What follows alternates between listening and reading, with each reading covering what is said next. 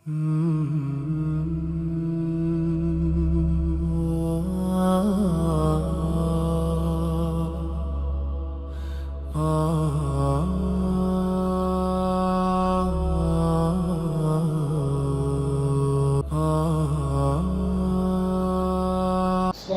warahmatullahi wabarakatuh. A'udzu billahi minasy syaithanir rajim. Bismillahirrahmanirrahim. Innal hamdalillah nahmaduhu wa nasta'inuhu wa nastaghfiruhu wa nu'minu bihi wa natawakkalu alayhi wa na'udzu billahi min shururi anfusina wa min sayyiati a'malina. May yahdihillahu fala mudilla lahu wa may yudlil fala hadiya lahu.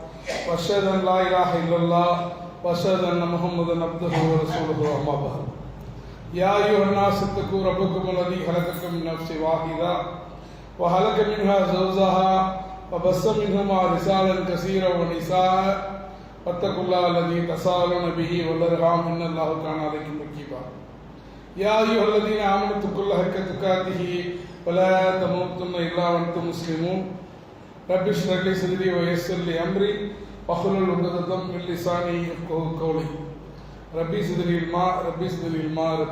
மா நம்மை எல்லாம் படைத்து பரிபாலித்து பாதுகாத்து காத்து கொண்டிருக்கக்கூடிய வார்த்தைகள் வர்ணைக்குள் சிறைப்படுத்த முடியாத அந்த ஏக இறைவனை துதித்தவனாக அவருடைய சாந்தியும் சமாதானமும் நமது உயிரினும் மேலான உத்தம தூதர் முகமது நபி ஸல்லல்லாஹு அலைஹி வஸல்லம் அவர்கள் மீதும் அன்னாருடைய கண்ணியமிக்க குடும்பத்தினர்கள் சத்திய சஹாபாக்கள் தாபீன்கள் தபோ தாபீன்கள் இமாம்கள் சுஹதாக்கள் மேலும் இறைவன் கடமையாக இருக்கக்கூடிய இந்த ஜும்மாவை நிறைவேற்றுவதற்காக இன்று வருகை தந்திருக்கக்கூடிய நம் அனைவர்கள் மீதும் அந்த வற்றாத பெருங்கருணையானுடைய சாந்தியும் சமாதானமும் என்றும் நின்று பொழியப்படட்டுமாக என பிரார்த்தித்தவனாக இந்த ஜும்மாவுடைய உரையை ஆரம்பம் செய்கின்றேன்.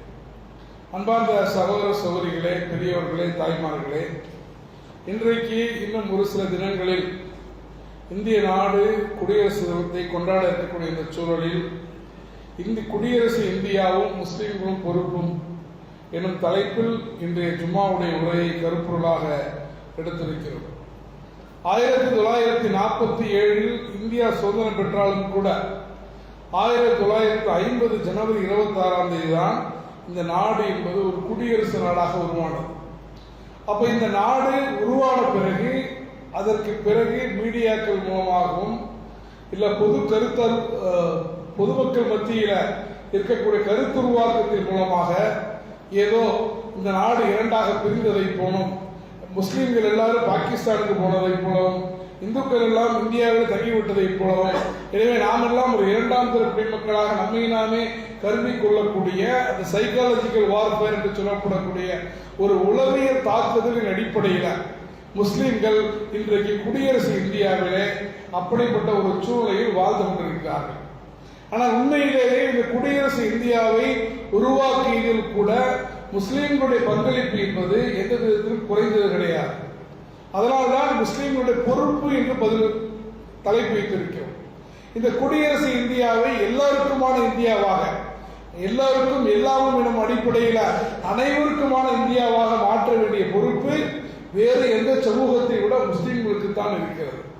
ஏன்னா மற்ற சமூகங்களை விட நாம இந்த உலகத்தில் செய்யக்கூடிய ஒவ்வொரு காரியத்திற்கும் மறுமையில் அல்லாஹ்விடத்தில் பதில் சொல்ல கடமைப்பட்டவர்கள் என்பதை நம்பக்கூடியவர்களாக இருக்கிறோம். மறுமையில் அல்லாஹ் ரப்பல் ஆலமீன் நம்மை கேள்விகள் கேட்கப்படும் போது நம்மளுடைய சமூகத்தில் உங்களுக்கு போராடுவதற்கு, சமூகத்தில் உங்களுக்கு மாற்றுவதற்கு நாங்கள் உங்களுக்கு வாய்ப்பை கொடுத்திருக்கும் போது ஏன் நீ அந்த வாய்ப்பை பயன்படுத்தவில்லை, ஏன் போராடவில்லை? அல்லாஹ்வால நிச்சயமாக ஒவ்வொரு முஸ்லீமும் கேட்பான். அப்போ ஒரு முஸ்லீமாக இந்த குடியரசு இந்தியாவில் நம்முடைய பங்களிப்பும் நம்முடைய பொறுப்பும் உணர்ந்து கொள்வது ரொம்ப முக்கியமான விஷயம். இந்த இந்திய அரசியலமைப்பு இருக்கிறது. இந்த இந்திய அரசியலமைப்புடைய அடித்தளத்தில் 4 தூண்களின் மீது கட்டப்பட்டிருக்கிறது. ஒன்று அனைவருக்கும் நீதி, இரண்டாவது சுதந்திரம், மூன்றாவது சமத்துவம், நான்காவது சகோதரத்துவம்.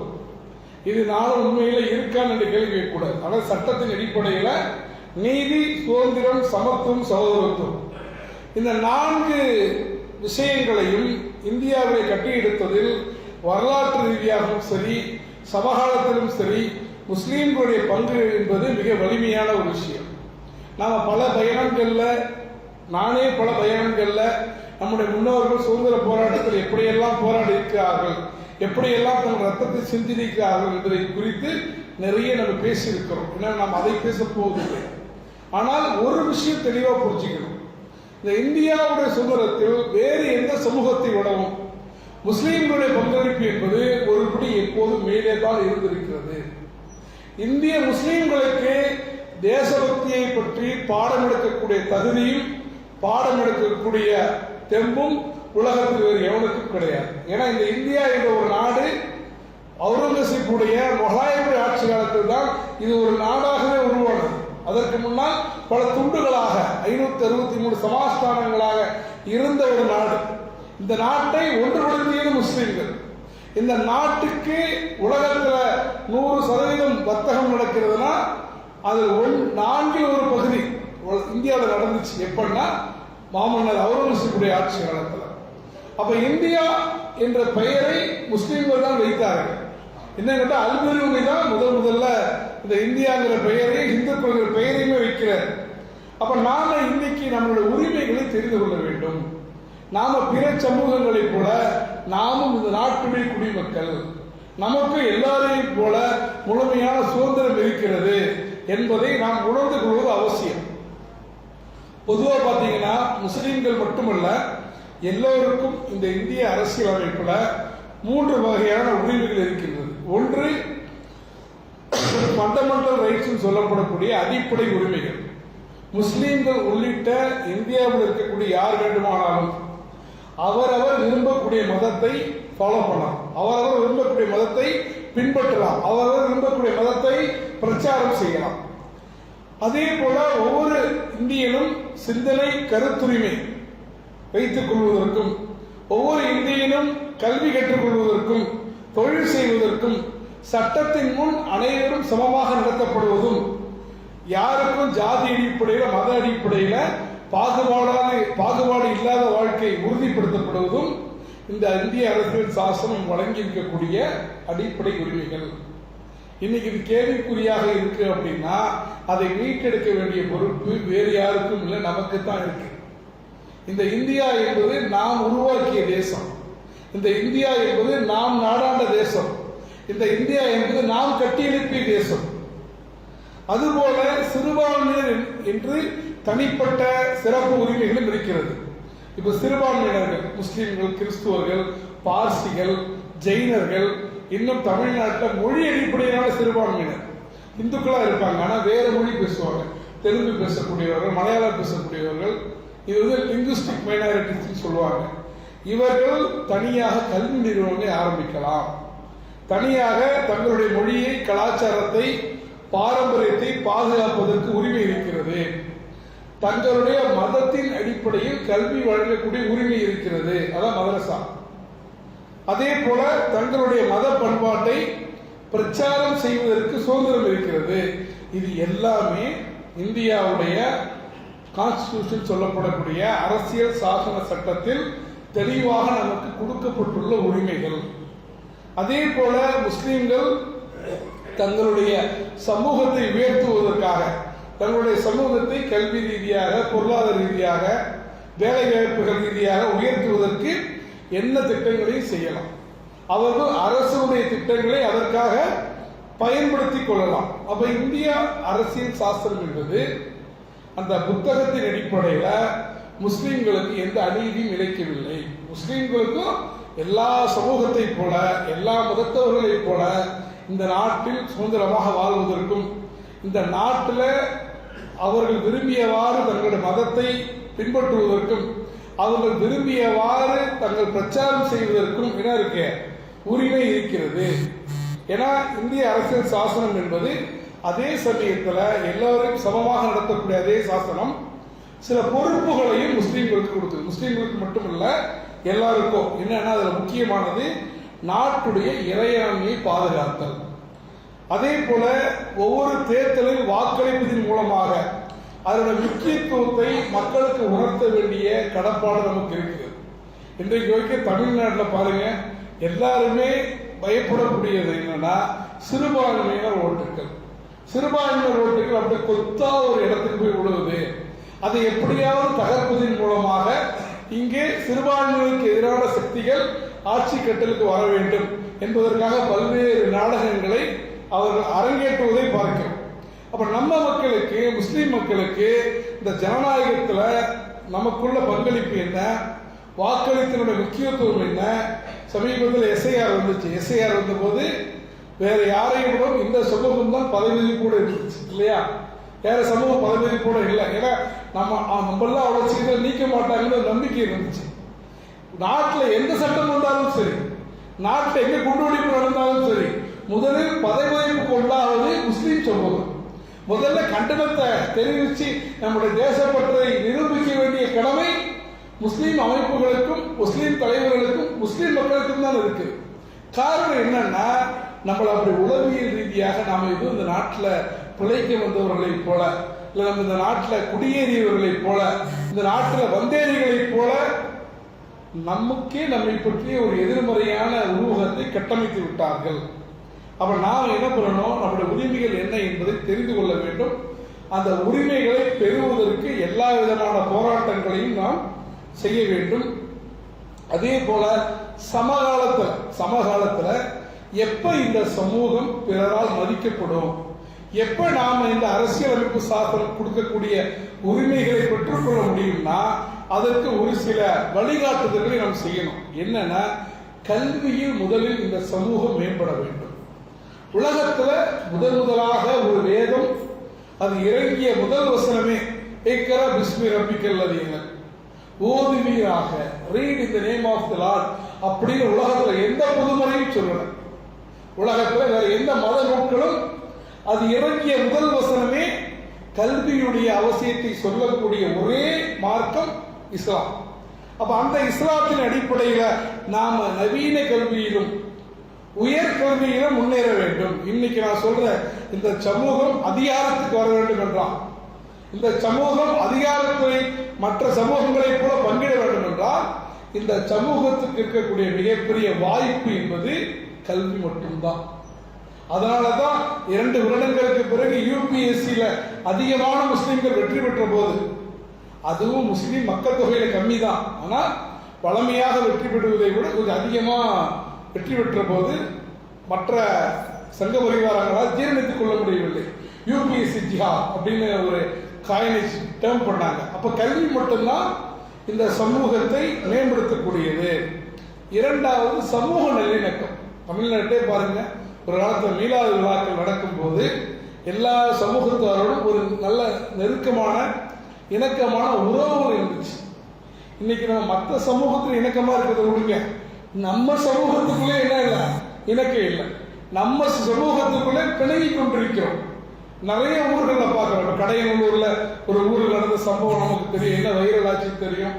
அம்மாப்பட்டினத்துல ஒரு பள்ளிவாசல் ஒரு வாரி சோறு கேட்டதற்காக அந்த பெண்ணுடைய முகத்திரையை நீக்க முயன்ற அவலம், அதை சுற்றியுள்ள ஜமாத்தார்கள் அதை பற்றி எந்த கவலையும் இல்லாமல் சிரித்து கொண்டே கடந்து செல்வது.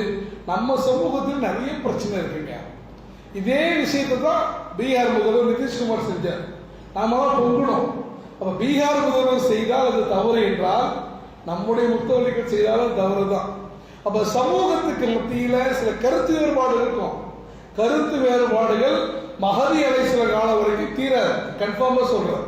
உலகத்துல எல்லாரும் ஒரே நாள்ல பெருநாள் கொண்டாடணும், உலகத்துல எல்லாரும் ஒரே நாள்ல நோன்பு வைக்கணும், அது சாத்தியம் இல்லை. அது எது நல்லது கெட்டது என்பதை அவரவர்களுடைய தீர்மானத்தை அல்லாஹ் ரப்பல் ஆலமீன் பொருட்படுத்திக் கொள்வான். ஆனா அதுக்கு மத்தியில நமக்கு ஏன் ஒற்றுமை வர மாட்டேங்குது? நமக்கு மத்தியில் ஏன் பிணங்கி கொண்டிருக்கிறோம்? நமக்கு மத்தியில எதை எடுத்தாலும் ஒரு நபரை ஒரு குறிப்பிட்ட குழுவோடு என்ன பண்ணிடலாம், ஜாயின் பண்ணிடுறோம். ஒரு குறிப்பிட்ட குழுவுடைய மீட்டிங்கு போயிட்டா அவர் மற்ற குழுக்களை எதிரிகளாக பார்க்கக்கூடிய நிலைமை. அவர் நமக்கு மத்தியிலே பிணக்கு இருந்தால் நாம எப்படி பிற சமூகங்களோடு நாம் நல்லிணக்கத்தை பேண முடியும்? எந்த அளவுக்கு மற்ற சமூகத்தோடு நல்லிணக்கம் பேணுறோமோ அந்த அளவுக்கு முஸ்லீம்களை பத்தி ஒரு பாசிட்டிவ் வைப்ரேஷன் எல்லா இடங்களிலும் இருக்கும்.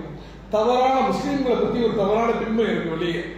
எங்கேயாவது குண்டு வெடித்தா முஸ்லீம் குண்டு வெடிச்சுட்டாங்க, முஸ்லீம் தான் அநியாயம் பண்றாங்க, முஸ்லீம்கள் தான் தப்பு பண்றாங்க, அதெல்லாம் உடைக்கணும். எப்படி உடைப்பது?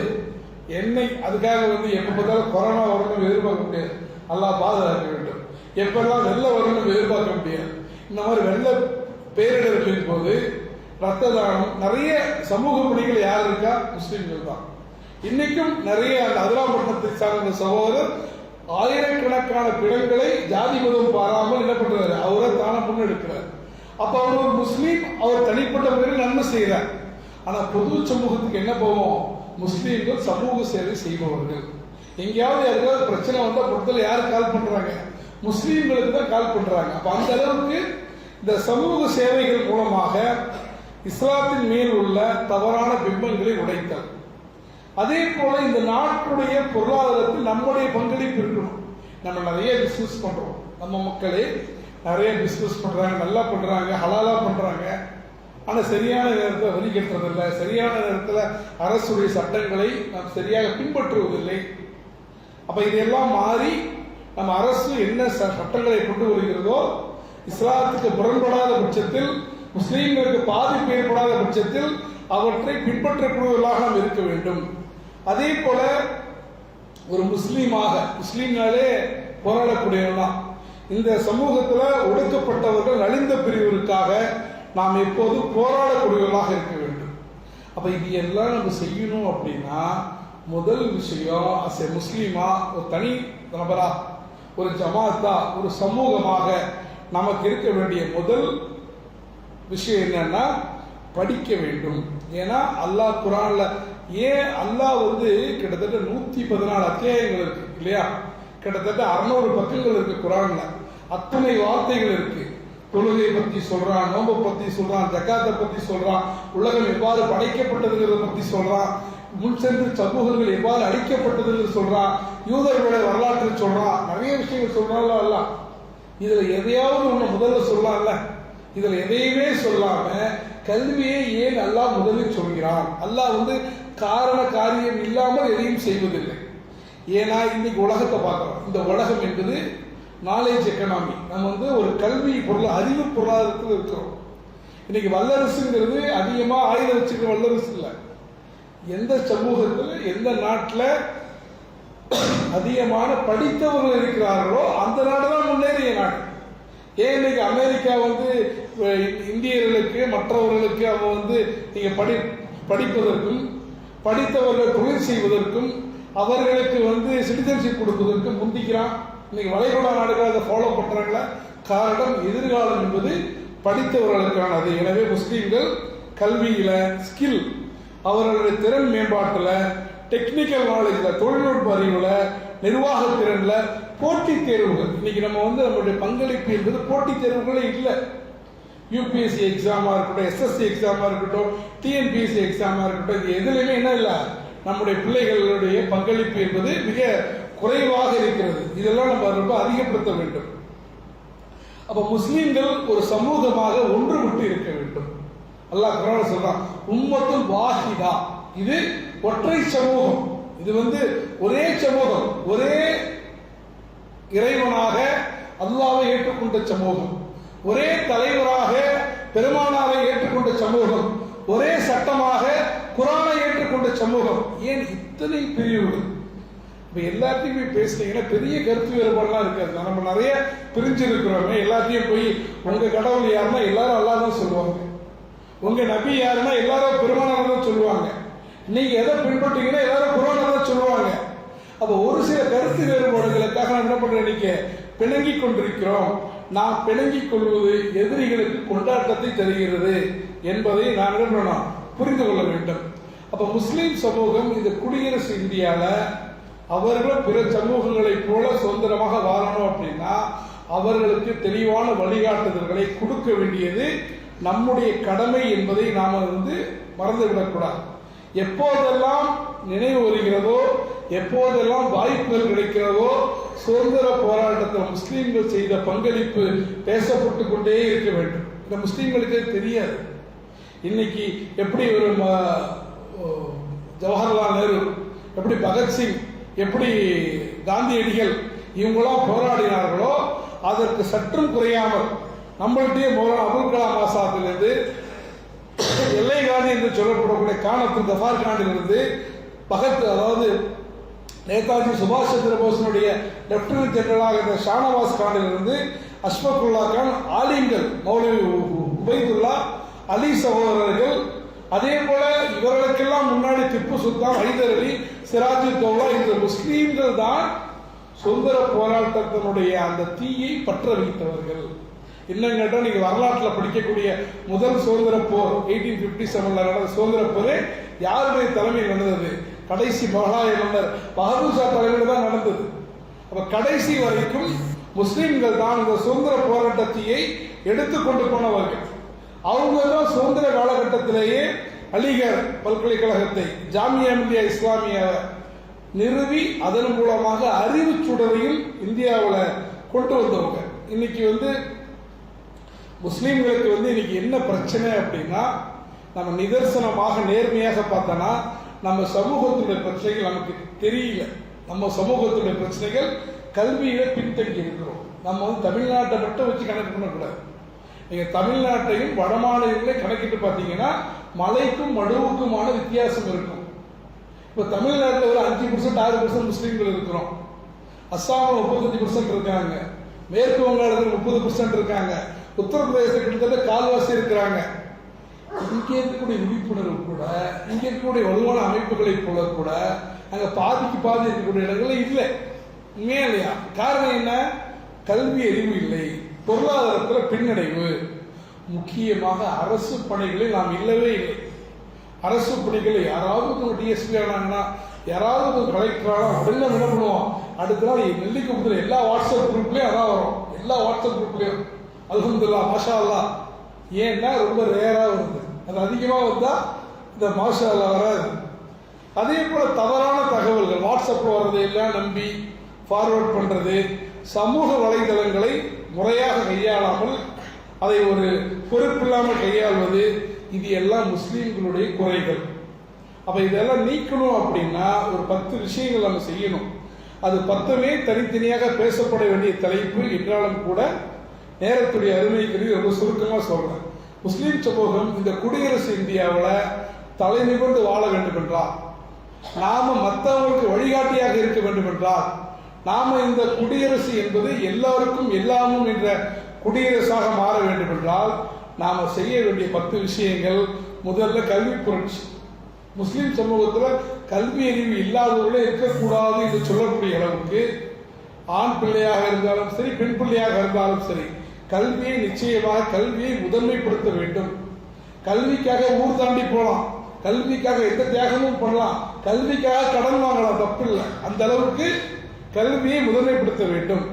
இரண்டாவது, போட்டித் தேர்வுகள். நாட்டில் அரசு அதிகாரத்தில் இடம்பெறுவதற்கான நிறைய போட்டித் தேர்வுகள் இருக்கு. இன்ஷா அல்லாஹ் வரக்கூடிய 7ஆம் தேதி கூட நம்முடைய பள்ளியில போட்டித் தேர்வுகளை பற்றி ஒரு சிறப்பு நிகழ்ச்சி நடத்துறோம். நோட்டீஸ் கொடுப்போம். அந்த மாதிரி நிகழ்ச்சிகளில் பங்கேற்று நம்முடைய மாணவர்களுக்கு விழிப்புணர்வை கொடுத்து இந்த மாதிரி போட்டித் தேர்வுகளில் அவர்களை இடம்பெற செய்ய வேண்டும். நம்ம சமூகத்திலிருந்து நிறைய ஐபிஎஸ்கள் வந்தா, நம்ம சமூகத்திலிருந்து நிறைய ஆட்சியாளர்கள் வந்தா, நம்ம சமூகத்திலிருந்து நிறைய அரசு அதிகாரிகள் வந்தா இந்த நாட்டை நல்ல முறையிலே கொண்டு போவார்கள். வேறு எந்த சமூகத்தை கூட. மூணாவது, நம்மள்கிட்ட என்டர்பிரனர் தொழில் முனைவோர்களை நாம் அதிகமாக உருவாக்க வேண்டும். நான்காவது, சமூக ஒற்றுமை. முஸ்லிம்களுக்கு மத்தியில் இல்லை, நமக்கும் பிற சமூகங்களுக்கும் உள்ள ஒற்றுமையை நாம் மேம்படுத்த வேண்டும். ஐந்தாவது, இன்றைய உலகம் என்பது தொழில்நுட்ப உலகம். இன்றைய உலகம் என்பது செயற்கை நுண்ணறிவு உலகம். அப்ப அந்த மாதிரி நவீன தொழில்நுட்பங்களை, ஏஐயா இருக்கலாம், கோடிங்கா இருக்கலாம், 3D பிரிண்டிங்கா இருக்கலாம், இந்த மாதிரி நவீன தொழில்நுட்பங்களை நம்முடைய பிள்ளைகளுக்கு சிறு வயதிலிருந்தே சொல்லிக் கொடுக்க வேண்டும். ஆறாவது, சமூக ஊடகங்களை பொறுப்பாக கையாளுவதற்கு நாம் பயிற்சி அளிக்க வேண்டும். சமூக ஊடகத்தை பொறுப்பாக கையாளனா சமூக ஊடகத்தில் இல்லாமல் இருப்பதே அவன் இஸ்லாத்துக்கு செய்யக்கூடிய சேவை. நிறைய பேருடைய சமூக வலைதளங்களாவே பார்த்தீங்கன்னா கண்டிப்பாக நம்முடைய எதிரிகள் நம்மளை ப்ரொமோட் பண்றதுக்கு நிறைய தேவையில்லாத விஷயம் போடுவான். அதுக்கு ஆதாரப்பூர்வமாக சரியான முறையில் பதில்களை விடுத்து அவர்களைப் போல இவர்களும் தவறான வார்த்தைகள், கெட்ட வார்த்தைகள், அசிங்கமான வார்த்தைகள், இஸ்லாம் தடை செய்துள்ள விஷயங்களை எல்லாம் போட்டு பதில் போடக்குள்ள படிக்கக்கூடிய என்னன்னுப்பா, முஸ்லீம்ல இப்படிதான் பேசுறாங்க, இப்ப இஸ்லாத்துல தப்பில்லை பழகுது அப்படின்னு இஸ்லாத்தை பற்றி ஒரு இந்து எழுதுனா யாரும் இந்து மதம் இப்படி யாரும் சொல்ல மாட்டாங்க. ஒரு ராபர்ட் எழுதுனா கிறிஸ்துவ மதத்தை யாரும் குறை சொல்ல மாட்டார்கள். ஆனால் ஒரு அகமது எழுதுனா இஸ்லாமே இப்படிதான் பழகுது அப்படின்னு ஒரு தவறான பிம்பத்தை நாம் கொண்டு போய் விடுவோம். எனவே சமூக ஊடகங்கள்ல உண்மைகளை மட்டும் எழுத வேண்டும். 7வது விஷயம், குறிப்பாக பெண்கள் முன்னேறாத எந்த சமூகமும் நிச்சயமாக முன்னேறாது. சமூக அந்த மாற்றத்தில் ஒரு சில தவறுகள் நடக்கும். கல்வி கற்கும் போது ஒரு சில பெண்களோ தவறுகள் ஏற்படும் என்பது இயல்பு. அதுக்காக மூட்டைப்பூச்சிக்கு பயந்துட்டு நான் வீட்டையே கொடுத்துறேங்கிற மாதிரி இந்த மாதிரி போனாலே பெண்கள் கெட்டு போய்விடுவார்கள் என்று நாம நினைத்துக் கொண்டு பெண்களை கல்வியில் முன்னேற விடாமல் தடுத்து விடக்கூடாது. 8வது, நம்மளுடைய உடல் ஆரோக்கியம். அதிகமாக முஸ்லீம்கள் தமிழ்நாட்டில் அல்லது இந்தியாவில் எங்க அதிகமா இருக்கிறாங்க, எங்க அதிகமா அவங்களோட ரெப்ரசன்டேஷன் இருக்குன்னா, ஒன்று சிறைச்சாலையாக இருக்கிறது, 2வது மருத்துவமனையாக இருக்கிறது. நீங்க கடலூருக்கு இப்ப போங்க, எந்த ஹாஸ்பிட்டலுக்கு போங்க, மற்ற சமூகம் இருக்கோ இல்லையோ நம்ம ஒரு துப்பட்டியோ ஒரு முருகாவோ கண்டிப்பா இருக்கு. அப்ப அந்த அளவுக்கு எடுத்ததற்கெல்லாம் டாக்டர்கிட்ட போகக்கூடிய, சரியான உணவு பழக்கங்களை ஃபாலோ பண்ணாத, சரியான வாழ்வியல் முறைகளை பேணிக் கொள்ளாமல் நம்முடைய உணவுகளை கெடுத்துக் கொண்டிருக்கிறோம். அப்ப நம்ம ஹலாலான உணவு, சுகாதாரமாக இருப்பது, சரியான மனநலத்தில் விழிப்புணர்வு கொண்டவர்களாக நம்ம இருக்கணும். 9வது, இந்த சமூகத்துல இன்னும் பல இடங்கள்ல வறுமை ஒழிக்கப்படவில்லை. அந்த வறுமையை ஒழிப்பதற்கு நம்முடைய ஜக்காத்துக்களை, ஜக்காத் என்பது ஏதோ ஒரு 1000 ரூபாய் இருக்கு 100 பேர் கொடுக்கிறது என்பது அல்ல. நாம் கொடுக்கக்கூடிய ஜக்காத்தின் மூலமாக குறைந்தது அடுத்த வருடம் ஒரு நாள் ஜக்காத் வாங்குவதிலிருந்து ஜக்காத் கொடுக்கக்கூடிய நிலைக்கு முன்னேறணும். அதை நீங்க பிளான் பண்ணி பண்ணாலே நம்மளால ஓரளவு என்ன பண்ண முடியும், வறுமையை ஒழிக்க முடியும். ஜக்காத் மூலமாக, சதக்கா மூலமாக, வக்ஃபு மூலமாக நாம் வறுமைகளை ஒழிப்பதற்கு முயற்சிக்க வேண்டும். 10வது விஷயம், நாம் எப்போதும் முஸ்லீம்களுடைய பிரச்சனையை மட்டும் பேசாமல், எப்பொழுதும் சமூகத்தினுடைய பிரச்சனைகளை பற்றி பேசாமல், இந்தியாவுடைய பொதுமக்களுடைய அனைத்து மக்களுக்குமான பிரச்சனைகளுக்காக போராடக்கூடியவர்களாக நாம் இருக்க வேண்டும். ஏன்னா இந்த உலகத்துல ஒரு நல்ல முஸ்லீம் மட்டும்தான், ஒரு நேர்மையான முஸ்லீம் மட்டும்தான், ஒரு நேர்மையான முஸ்லீம் சமூகம் தான் ஒரு நாட்டை நேர்மையான முறையில் நடத்தி செல்ல முடியும். எனவே இந்த நாடு இன்னைக்கு இருக்கிறதை போல மதவாதிகளை கையில சிக்குள்ளாமல் இந்திய அரசியல் சாசனத்தின் சட்டத்தின் அடிப்படையில் இந்த நாடு வெற்றி பெற வேண்டும் என்றால் நாம் நம்முடைய உரிமைகளை உணர்ந்து நம்முடைய பொறுப்பை ஏற்று இந்த நாட்டுக்கு பங்களிக்கக்கூடியவர்களாக மாற வேண்டும். ஏனென்றால் இஸ்லாம் எப்படி நம்முடைய மதமோ, இஸ்லாம் எப்படி நம்முடைய வாழ்வியல் நெறியோ, இந்தியா என்பது நம்முடைய நாடு. இது யாரும் நம்ம வெளியாட்கள் கிடையாது. அப்ப இந்த நாட்டை பாதுகாக்க வேண்டிய பொறுப்பு நமக்குத்தான் இருக்கிறது. அல்லாஹ் ரப்பல் ஆலமீன் வருங்காலங்களில் இந்த நாட்டை சரியான முறையில் வழிநடத்தக்கூடிய அதிகாரமிக்க தலைமுறையாக, நம்முடைய அடுத்த தலைமுறையை உருவாக்கக்கூடிய மக்களாக அல்லாஹ் நம்மை ஆக்குவானாக என்று துவா செய்தவனாக, அத்தகைய நல்லவர்களில் அல்லாஹ் தஆலா உங்களையும் என்னையும் சேர்த்து மறுமையிலே அதன் காரணத்தினால் அல்லாஹ் விரும்பக்கூடிய ஜன்னத்துல் ஃபிர்தௌஸிலே நம்மை இடம்பெறச் செய்து பெருமானார் ஸல்லல்லாஹு அலைஹி வஸல்லம் அவர்களோடும் அவர்கள் உருவாக்கிய உத்தம தோழர்களோடும் வீட்டிற்குரிய பாக்கியத்தை எல்லாம் வல்ல அல்லாஹ் ரப்பல் ஆலமீன் நமக்கு தருவானாக என்று துவா செய்தவனாக இந்த உரையை நிறைவு செய்கிறேன். வாஹிர் தவானா அல்ஹம்துலில்லாஹி ரப்பில் ஆலமீன்.